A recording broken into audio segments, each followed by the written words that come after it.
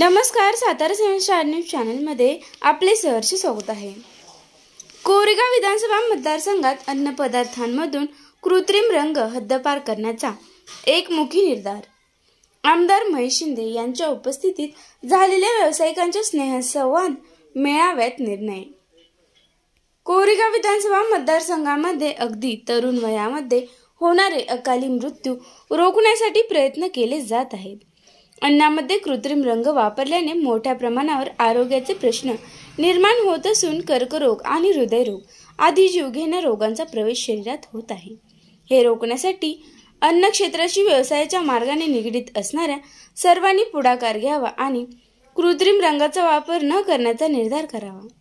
सर्वांचे आरोग्य चांगले राहील यासाठी प्रयत्न करावा, असे आवाहन आमदार महेश शिंदे यांनी केले। कोरेगाव येथील हॉटेल दरबारच्या हॉलमध्ये सोमवारी दुपारी 12:30 वाजता झालेल्या हॉटेल व्यावसायिक, केटरिंग व्यावसायिक, बेकरी व्यावसायिक आणि चायनीज फूड व्यावसायिक यांच्या संयुक्त संवाद मेळाव्यात आमदार शिंदे बोलत होते। सातारा जिल्हा मध्यवर्ती सहकारी बँकेचे संचालक सुनील खत्री, भाजपचे माजी तालुका अध्यक्ष संतोष आबा जाधव, कोरेगाव विकास आघाडीचे अध्यक्ष तथा प्रथम नगराध्यक्ष प्रशांत उर्फ राजाभाऊ बर्गे, तालुका आरोग्य अधिकारी डॉक्टर असिफ जमादार, डॉक्टर शंकर गांधीरे यांच्यासह वैद्यकीय अधिकारी उपस्थित होते। भारताचे शत्रू राष्ट्र असलेले देश कृत्रिम रंग तयार करतात। या रंगाचा सध्या भारतात सर्रास वापर होत आहे। भारतामध्ये दरवर्षी 7,46,000 टन कृत्रिम रंग खाल्ला जात असून त्याची किंमत सुमारे 5,000 कोटी रुपये आहे। हे कृत्रिम रंग शरीरामध्ये जेवण आणि मिठाई आदी माध्यमातून प्रवेश करतात आणि त्यातून हृदयरोग आणि कर्करोग शरीरात तयार होतात। त्या माध्यमातून अकाली मृत्यूचे प्रमाण वाढले आहे। ते रोखण्यासाठी आत्तापासून प्रयत्न केले जात आहे। व्यावसायिकांनी याबाबत पुढाकार घ्यावा, असे आवाहन आमदार शिंदे यांनी केले। यावेळी त्यांनी जागतिक स्तरावर झालेल्या संशोधनाच्या अहवालाची माहिती दिली आणि त्याद्वारे सविस्तरपणे जनजागृती केली। कृत्रिम रंग हे अन्न पदार्थ, पेये, मिठाई, स्नॅक्स, लोणची, चटण्या, फास्ट फूडमध्ये मोठ्या प्रमाणावर वापरले जातात। हे रंग दिसायला आकर्षक असतात, पण आरोग्यावर त्यांचे गंभीर दुष्परिणाम होतात। काही सिंथेटिक रंगामध्ये कार्सिनोजिक हे कर्करोग निर्माण करणारे घटक आहेत। विशेषतः रोडामाइन बी, मेटॅनिल येलो, मलाकाइट ग्रीन हे रंग कर्करोगाच्या निर्मितीला कारणीभूत ठरत आहेत। रक्तावर आणि रक्तविसरणावर त्याचा मोठा परिणाम होत असून लहान वयात दीर्घकालीन आजारांची शक्यता वाढत चालली आहे। याबाबत आमदार महेश शिंदे यांनी वेगवेगळी उदाहरणे देऊन निदर्शनास आणून दिले। भारतीय अन्न व औषध प्रशासनाने काही मर्यादित रंगांना परवानगी दिली आहे, मात्र हे रंग बाह्य स्वरूपात वापरायचे आहे। कृत्रिम रंग अन्नपदार्थात वापरले जातात, त्याचे सुद्धा प्रमाण ठरले आहे, मात्र आपल्याकडे मात्र डब्याचे डबे उचलले जातात आणि अन्नपदार्थात टाकले जातात, असेही आमदार शिंदे यांनी निदर्शनास आणून दिले। बेकायदेशीर व हानिकारक रंग मिठाई, आईस्क्रीम, फळे, भाज्या आनंदाच्या आणि दुःखाच्या वेळी जेवणासाठी अन्नपदार्थ व मिठाई रंगवण्यासाठी वापरले जात आहेत।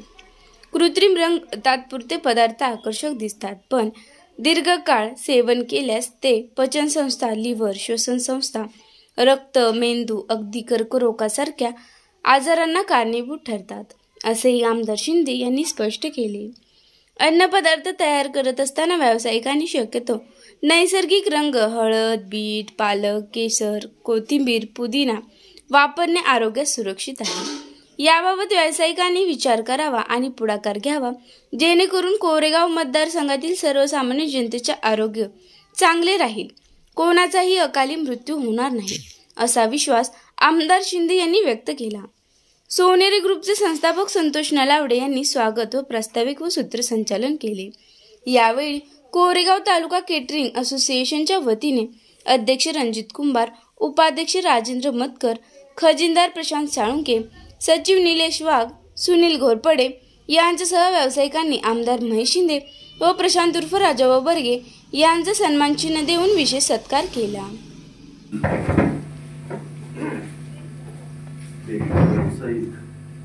व्यावसायिक आणि केटरर्स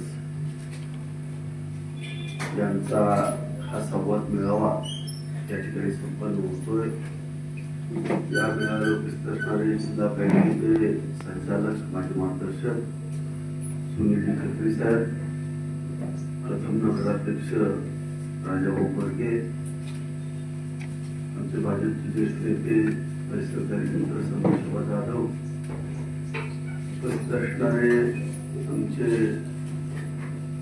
तालुका हेल्थ ऑफिसर PHO साहेब, इकडे वेलवेटीवर साहेब असतील किंवा आमच्या असोसिएशनचे अध्यक्ष कुंभार असतील, आमच्या आचार्य असोसिएशनचे मक्कर असतील किंवा त्यांचे सर्व सहकारी असतील, पत्रकार बंधू, विशेषतः या ठिकाणी उपस्थित असणाऱ्या अजित बर्गे, आमचा संतोष दादा लवडे आणि सर्वच मान्यवर। तर तुम्ही म्हणणार हे साहेबांना कुठलंही इलेक्शन नाही, काय नाही, कशासाठी आम्हाला इथे बोलवलं, की साहेब काय करून त्याची गॅरंटी।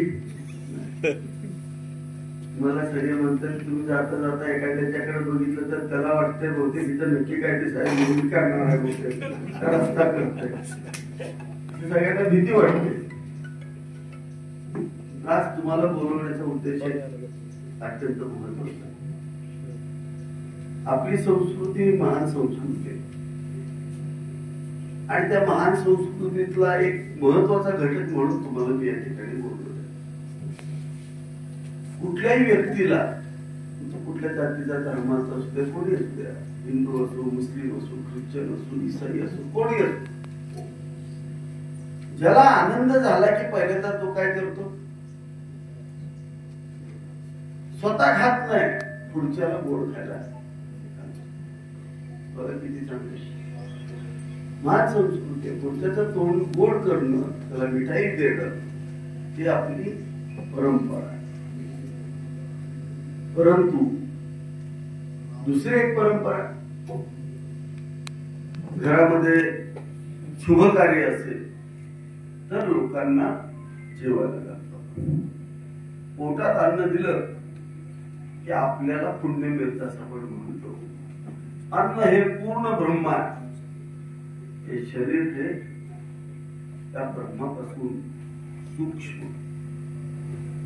आपण म्हणतो आत्मा, त्याच्यापासून त्याच्या मुळच आपण आज जिवंत असं आपण समजतो। हे पूर्ण ब्रह्म आहे, म्हणून अन्नाला उपमा पूर्ण ब्रह्माची का दिली, तर आपल्याला ज्या गोष्टी पाहिजे त्या सगळ्या गोष्टी जगण्यासाठी या ठिकाणी दिलेल्या असतात। तुम्ही नीट पहा, आज बारसा असेल, लग्न असेल, अगदी तुम्ही समजा कार्य असेल तर कार्याला पण लाडू गोडधोडाचं जेवण घातलं जातं। पण तिथं जेवतं कोण, सगळे समाजातले लोक जेवतात। पूर्वीच्या काळात कुठंतरी एखादं लग्न व्हायचं, कधीतरी जेवायचे, घरी जायचे। पण आता एका लग्नाच्या सीझनला महिन्यातून चांगला नेता असेल तर 15 दिवस बाहेर जेवतो आणि 15 दिवस घरी जेवतो। बरोबर, तुम्ही नीट अभ्यास करा पूर्वीच्या लोकांचा।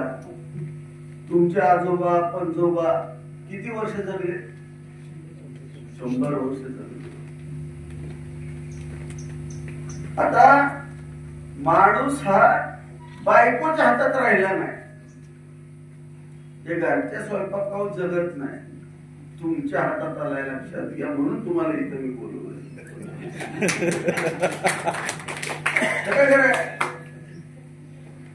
आम्हाला आनंद झाला की पुढच्याचं भलं करायचं, वाटलं करायचं तुमच्याच हातात आहे। आम्ही जाणार राजपुरीकडे, दे बाबा मिठाई घे, धर तुला। मधला काळ आला,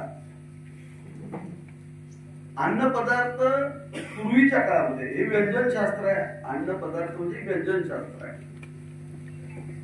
याला अनन्यसाधारण महत्व आहे आपल्या संस्कृतीत। आपल्या एक राजाकडे किंवा एक आपले मुघल बादशाह झाले, त्यांच्याकडे व्यंजनावरती काम करणारे शास्त्रज्ञ होते। आचार्य होते, ते फक्त चव कशी करायची, आरोग्यदायी कसं द्यायचं याच्यावरती अभ्यास करणारे ते लोक होते आणि निष्णात लोक होते. हे शास्त्र आपल्याकडं, प्रगत शास्त्र आपल्या देशामध्ये होतं. आता तुमच्यावरती मोठी जबाबदारी आहे. काळ बदललाय, लोकांना चव पण चांगली पाहिजे, दिसायला पण चांगलं पाहिजे. अन्न हे दिसायला चांगलं पाहिजे, निश्चित पाहिजे. त्यासाठी तुम्ही नवनवीन प्रकार शिका. तुमची कार्यशाळा जर एखादी 5 स्टारचे शेफ आणून करायचे असेल तर ती आपण घेऊया. परंतु हे सगळं करत असताना आमच्या सगळ्यांची माफक अपेक्षा एकच आहे. आज आपल्या हातातून कुणाचं आयुष्याला दुःख पोचलं. ज्या वेळेला आम्ही एखाद्याच्या घरात जातो, 25 वर्षाचा मुलगा परवा कोरेगावचा हार्ट अटॅकनं गेला. वजन किती? 65 किलो. 2 मुलं आहेत. कुठेही कसला त्रास नाही, एका झटक्यातच गेला. जबाबदार कोण? काहीतरी बदलती जीवनशैली असेल त्यानं जबाबदारी घेतली पाहिजे, किंवा हे दूर करण्यासाठी तरी सगळ्यांनी प्रयत्न केला पाहिजे. आज तुम्ही पण आहात घरामध्ये, अकाली जर एखाद्याला अचानकच कॅन्सर झाला म्हणून कळलं तर आपल्यावरती केवढा मोठा डोंगर कोसळतो हे तुम्ही स्वतः पाहिलेलं आहे. आज तुमचा रोल आमच्यासाठी फार महत्वाचा आहे. ज्या पद्धतीनं सैनिक सीमेचं रक्षण करतात आणि देशाचं रक्षण करतात, तसं तुम्हाला आज समाजाचं रक्षण करण्याची जबाबदारी आली आहे. हे मी पूर्ण जबाबदारीनं तुम्हाला सांगतो. तुम्ही म्हणाल कसं काय? आत्ताची जी बदलती जीवनशैली आहे त्याच्यामधलं सगळ्यात एक गोष्ट घडलेली आहे. परवा एक रिपोर्ट आला होता, आपला देश 7,46,000 टन कृत्रिम रंग खातो. किती खातो? 7,46,000 टन. 5,500 कोटी रुपयाचे कृत्रिम रंग आपण खातो दररोज. तर कृत्रिम रंग कुठले? सनसेट येलो, त्याला तुम्ही म्हणता बोलला जिलेबी रंग. सिट्रस रेड, लाल रंग. मिठाईत हिरवा रंग घालता तो त्याच्यात आहे. हे रंग कशापासून तयार करतात हे तुम्हाला माहिती आहे का?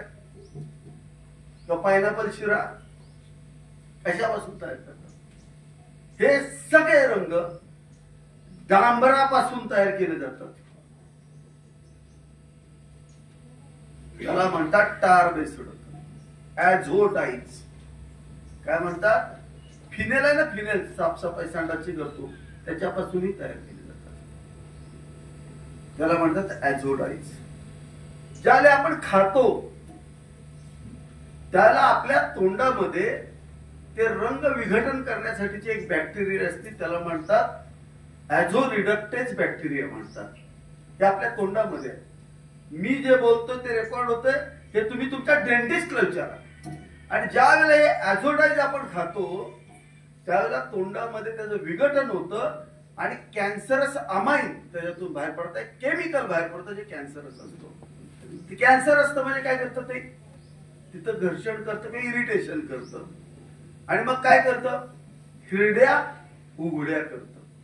हिरड्या उघड्या केल्यानंतर हे जे आपण ॲझोडाइज खाल्लेले असतात एक बर तयार करतात तोंडामध्ये.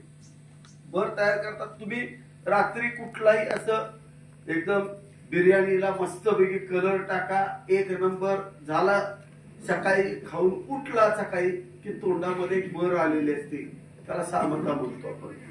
आणि त्याला आपल्या ॲलोपॅथीच्या भाषेमध्ये काय म्हणतात? फ्लेक्स म्हणतात. काय म्हणतात?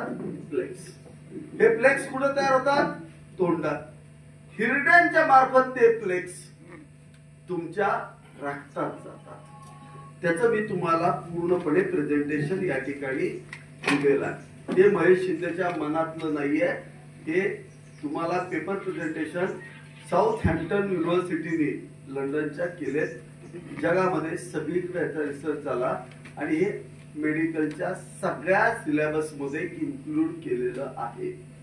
माणसांना हार्ट अटॅक कसा येतो ते याच्यामध्ये दिलेलं आहे। हे जे आपल्या शरीरामध्ये ब्लॉक्स तयार होतात, दोन प्रकारचे असतात, एक कॅल्शियमचे असतात आणि नॉन कॅल्शियमचे असतात। हे जे फ्लेक्स किंवा जी बर असते, ही बर शरीरात गेल्यानंतर कुठं साठणार? ज्या ठिकाणी रक्ताचं स्पीड कमी होईल त्या ठिकाणी साठणार। रक्ताचं स्पीड कुठं कमी केलं जातं? मेंदूला जाताना कॅरोटिडला, इथं कॅरोटिड असतं, त्या कॅरोटिड आर्टरीला असतं। दुसरं कुठं होतं? कोरोनरी आर्टरी, म्हणजे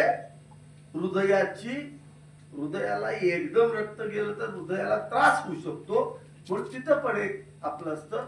तर त्या कॅरोटिड आर्टरीला सुद्धा, कोरोनरी आर्टरीला सुद्धा स्पीड कमी होतं।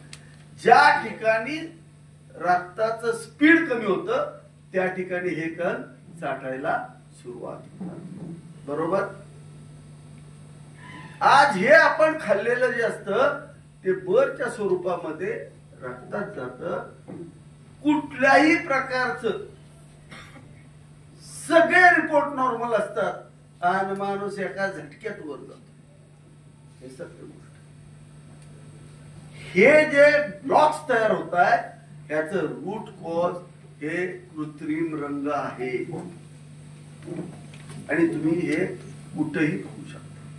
हे सायंटिफिक आहे। 7 लाख टनापेक्षा जास्त, 5,000 कोटीपेक्षा जास्तचे रंग आपण खातो। पायनॅपल शिरा घेतो, पायनॅपल असतं का रे त्याच्यात?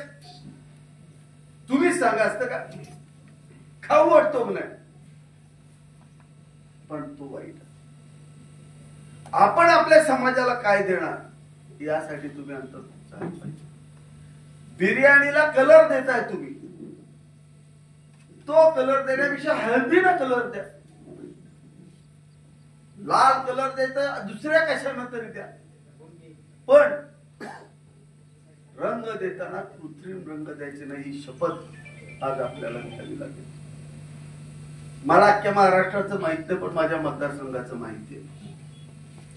माझ्या मतदारसंघामध्ये ज्या ज्या ठिकाणी लग्न असतील, समारंभ असतील, त्या ठिकाणी येणारी लोक हे आनंदानं जेवायला जातात। परवा राजाभाऊ आहेत, माझ्याही वाढदिवसाचं जेवण झालं, आपण त्यांना सांगितलं कृत्रिम काही टाकू नका, खूप सुंदर जेवण झालं होतं। काय फरक पडला का?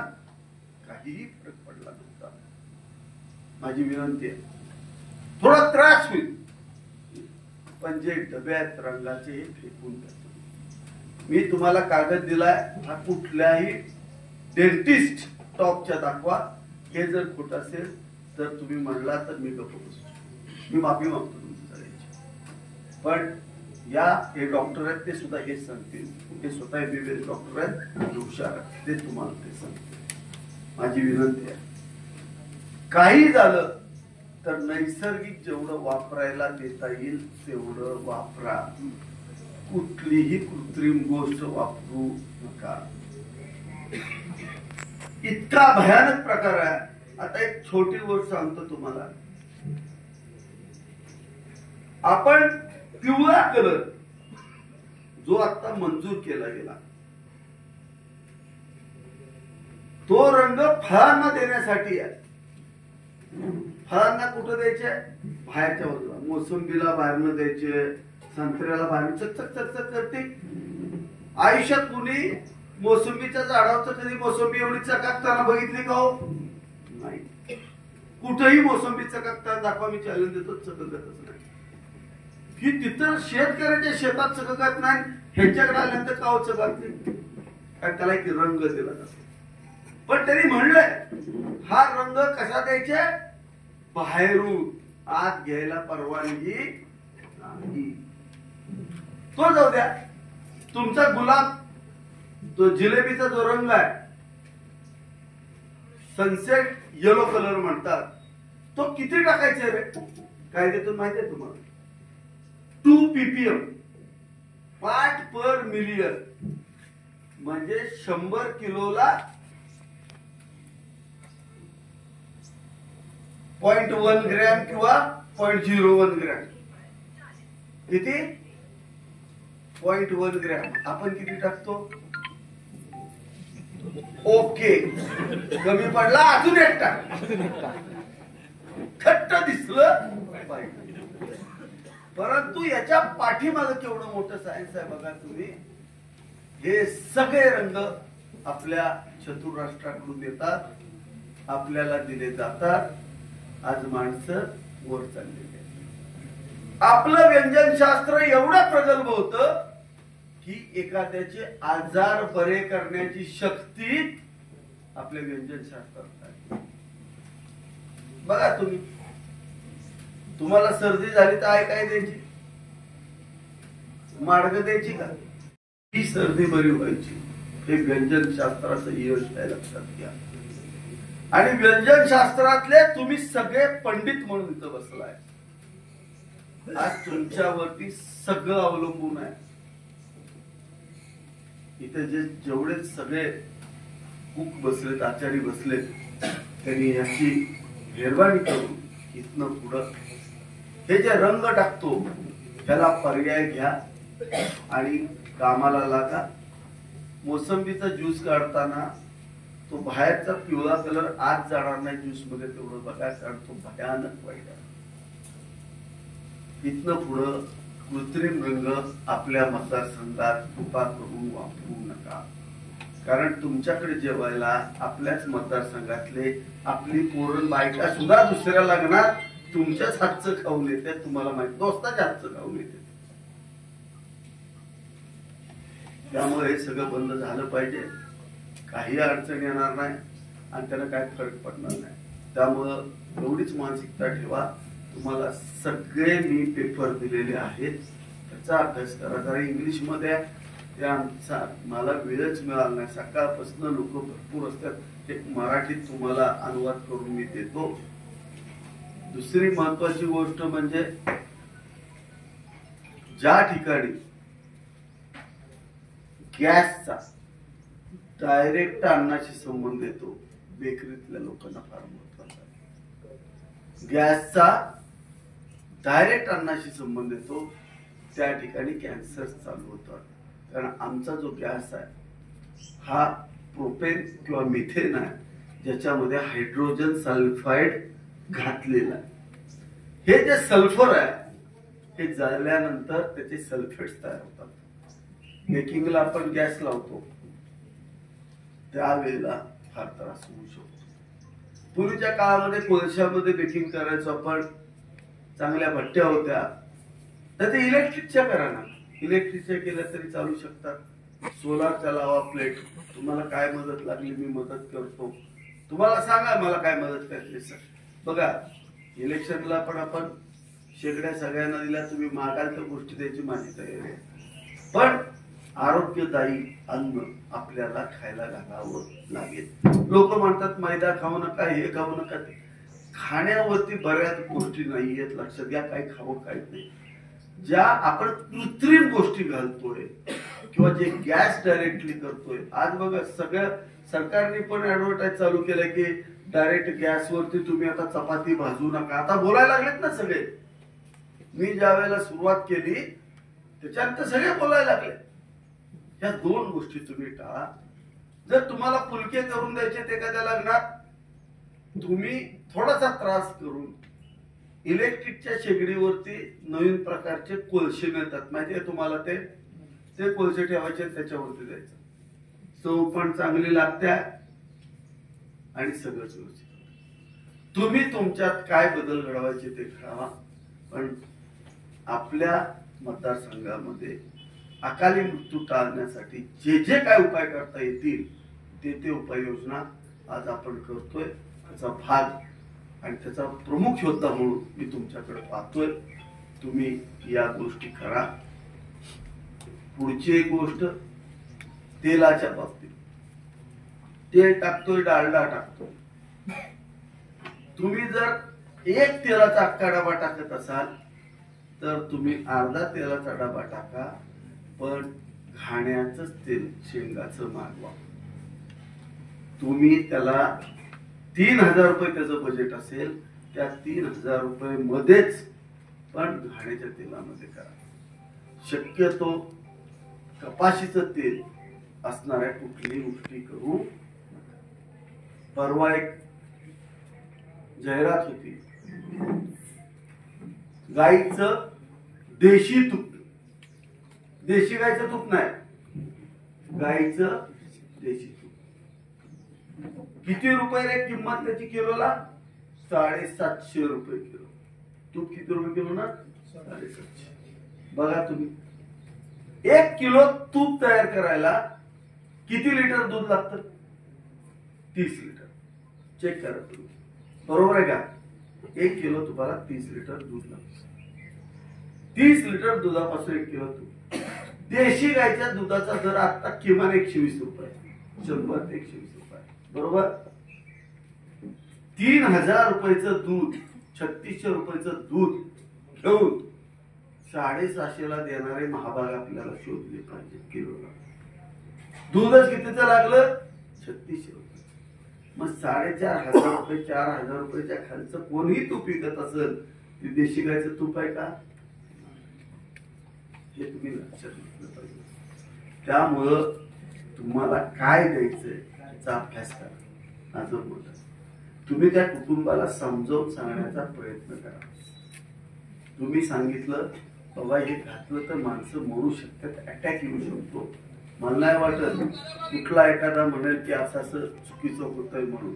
तुम्ही त्यांना समजावून सांगितलं तर 100% याचा फायदा होईल. गोष्टी कराव्यात अशी आपण सर्वांना नम्रतेची विनंती करतो. आपल्या या व्यवसायाला कुठेही कसली मदत लागली तर या विभागाचा लोकप्रतिनिधी म्हणून, तुमचं सहकारी म्हणून 24 तास माझं तुम्हाला सहकार्य असेल ही ग्वाही देतो. परंतु जे मी आज काय मांडलंय याचं इम्प्लिमेंटेशन आपल्या माध्यमातून व्हावं असं आपल्याला आवाहन करतोय. थांबतो. रामकृष्ण. जनतेच्या आरोग्याची काळजी असणार हे नेतृत्व अतिशय गंभीरपणाने आपल्याशी संवाद या गोष्टींवर साधलेला आहे. निश्चितपणाने आपण सर्वांनी यावर विचार करावा. कृत्रिम रंग वापरले जाणार नाहीत या संदर्भात आपण आपापल्या संघटनेच्या प्रतिनिधींनी आपापलं मत व्यक्त करावं. सर्वप्रथम केटरिंग व्यावसायिक यांच्या वतीनं प्रशांत आपण आपलं मनोगत व्यक्त करावं. केटरिंग व्यावसायिक कोरेगाव तालुक्याचे विद्यमान आमदार महेशदादा शिंदे साहेब यांचा सन्मान आमच्या कोरेगाव तालुका केटरिंग असोसिएशन तर्फे करतो. महत्वाचं म्हणजे जे आताची जीवनशैली बदललेली आहे आणि आम्ही जे समाजामध्ये एक आम्हाला मोलाचं स्थान आहे की आम्ही एखादं चांगलं जेवण कुठं बनवतो, त्याच्यामध्ये जे तुम्ही सांगितलं की असं म्हणजे कलर जे वापरले जातात आमच्याकडून, ते आतापर्यंत आम्हाला याबाबत कोणीच माहिती दिली नव्हती. आतापर्यंत आम्हाला काय माहित होतं, हा केशरी रंग, हा पिवळा रंग, तो किती प्रमाणात वापरला पाहिजे किंवा कशा पद्धतीने वापरला पाहिजे हे कुठल्याच केटरिंग व्यवसायाला माहित नव्हतं. ते तुमच्या माध्यमातून आम्हाला चांगल्या पद्धतीने माहिती मिळाली. तसेच आज जे तुम्ही आम्हाला मोलाचा सल्ला दिलेला आहे की केटरर्स व्यवसाय करताना कुठल्या गोष्टी किती प्रमाणात वापरायच्या आणि कशा पद्धतीने वापरायचा, ह्याचा आम्ही सर्वजण म्हणजे कोरेगाव तालुक्यातील सर्वच केटर्स बनतो आम्ही जाणीवपूर्वक विचार करू आणि योग्य तो मार्ग काढू. मी सगळ्यांच्या वतीने, कोरेगाव तालुक्याच्या वतीने, आमच्या सर्व केटर्स बांधवांच्या वतीने तुम्हाला निश्चितपणाने सांगतो की त्याबद्दल तुम्ही जे आम्हाला माहिती दिलेली आहे त्यावेळी निश्चितपणाने योग्य तो सल्ला घेऊन आम्ही इथून पुढे आमच्या व्यवसायामध्ये बदल करू आणि इथून पुढे आमच्या सगळ्यांच्या वतीने तुम्हाला शब्द राहील. खत्री साहेब, राजभाऊ, सर्व मान्यवर, आज इथे येतोपर्यंत काहीच कल्पना नव्हती की काय घडणार आहे, काय विषय आहे. सगळ्यांनाच क्युरिओसिटी होती आणि साहेबांनी एकदम बॉम्ब टाकल्यासारखं आपल्या सगळ्यांना आज घेऊन सांगितलेलं आहे. खरंच खूप महत्त्वाचा विषय आहे कलरचा माहिती पाहिजे. खरं म्हणजे आपण हा व्यवसाय करतो तर प्रत्येकाची जर रेसिपी तुमच्याकडे असतील त्यामध्ये कलर किती वापरायचा, साखरेचं प्रमाण तुम्हाला माहिती आहे, सोड्याचं प्रमाण माहिती आहे, बेकिंग सोडा माहिती आहे, म्हणजे सगळ्यात प्रमाण माहिती आहे, कितीला किती टाकायचे सगळं माहिती आहे. तर कलर हा सुद्धा त्याच्यातला सगळ्यात महत्त्वाचा घटक आहे. कलर हा टाकला गेला पाहिजे. आता त्यामध्ये आपल्या कॉमन ह्याच्यात सगळ्यात प्रॉब्लेम काय की कॉम्पिटिशन आहे आणि ते प्रेझेंटेशन व्हायला पाहिजे, जिलेबी दिसली पाहिजे. मला वाटतं आमच्या बेकरीमध्ये जे जिलेबी बनते त्याला जे आपण तुपाची करतो ते तर कलर नसतोच. मी साहेब आजपासून माझ्या बेकरीत जे काही कलर ते खूप कमी वापरतो, पण आजपासून बेकरीतले सगळे कलर मी बंद करतो. आता मिठाईमधले सगळे कलर बंद असतील आणि जे काय असेल ते सिस्टमॅटिक म्हणजे आपण सगळ्यांची माहिती करून घ्या की आपल्याला हा रंग आणि काय फरक. मी सांगते कशासाठी, मी बंद केलं मग तुमचा कलर चालू आहे, त्यांचा कलर चालू आहे, सगळ्यांनीच बंद केलं तर ते दिसत नाही आणि तो कलर वापरतो त्याचं ते दिसतं. पण ज्यावेळेस सगळ्यांना कळेल की कलर वापरणं हे हानिकारक आहे आणि आपण कुणीच वापरत नाहीये तर त्याचा इफेक्ट होणार आहे आणि ती कॉम्पिटिशन पण राहणार नाही, असं एक मला त्यात सांगावं वाटतं. की कारण ते आणि तेलाच्या बाबतीत पण साहेबांनी सांगितलं की खूप महत्वाचं आहे. तेल सुद्धा आपण जे रिसायकलिंग करतो किंवा तेल करतो तर ते सुद्धा आपण खूप काळजी घ्यायला पाहिजे. तेल वारंवार गरम करणं उकळणं हे थोडं टाळलं पाहिजे. आणि मला सांगायचं आहे की तुम्ही 1 किलो तेल शिल्लक राहिले, तुम्ही 15 किलोचा डबा घेतलाय किंवा 10 किलो वापरताय त्यातले 1 किलो शिल्लक राहिले आणि परत नवीन डबा येतो आणि नवीन डबा त्या 1 किलोच्या तेलात तुम्ही टाकतो, 15 किलोचा डबा टाकला तर ते 15 किलो तेल खराब झालं असं मला म्हणायचं. विरजण लावल्यासारखं आपण जे म्हणतो का नाही तर ते तेल बाजूला काढा, ते डिस्पोज करा. त्याला पण आता तुम्ही म्हणता साहेब ते डिस्पोजसाठी काहीतरी करायला पाहिजे. आपल्याकडे जे बऱ्याच त्याची वेस्ट येतं ते आम्हाला कळत नाही काय करायचं. हा ते विकत घेतात तर आपल्याला ती सोय नाहीये. तर अशा पद्धतीची काही जर सोय केली तर आम्हाला ती वेस्ट आहे भले ते नॉमिनल डिस्पोज करायला आम्हाला कुठे फेकायचा हाच मोठा प्रश्न आहे. तेल राहिलेलं कडायचं राहिलं तर ते तेल सुद्धा आपल्याला करायचं. ते दोन्ही गोष्टी साहेबांनी खूप सांगितल्या. रंग मी तर बंद केलेला आहे, तुम्ही लोकांना पण आवाहन करतो. आणि तेलाचा जो विषय आहे तो सुद्धा सगळ्यांनी घ्या, कारण तेल हा मिक्स करू नका. जे राहिलेलं तेल आहे ते वेगळ्या कामासाठी वापरा आणि चांगल्या खराब तेलामध्ये अख्खा डबा तेल दुसरं वापरायचं. आपल्याला आता मार्गदर्शन केलं कलरच्या बाबतीत, ते किती हानिकारक आहे. ऍक्च्युली आपल्याला काहीच माहित नव्हतं, ही कल्पनाच नव्हती आपल्याकडे की बा आपण कलर वापरा. आणि लिटरली मी हॉटेल व्यावसायिक आहे, आपण ते कलर वापरत होतो आतापर्यंत आणि आपल्याला समजवणारं कोण नव्हतं. आणि आता जे एक कल्पना दिली की वेलवेटर साहेबांनी की आपण जे कॉम्पिटिशन आहे आता मी बंद केला तरी हे वापरणार, ते झालं की ते वापरणार, त्याची एक शपथच घेऊया आपण की आपण कलर वापरणार म्हणजे वापरणार नाही. आणि जर एखादा समोरचा म्हणत असेल की बाबा केटरिंग वाला असेल, हॉटेलवाला, अरे बरोबर दिसत नाही, ह्याला पर्यायी आहे.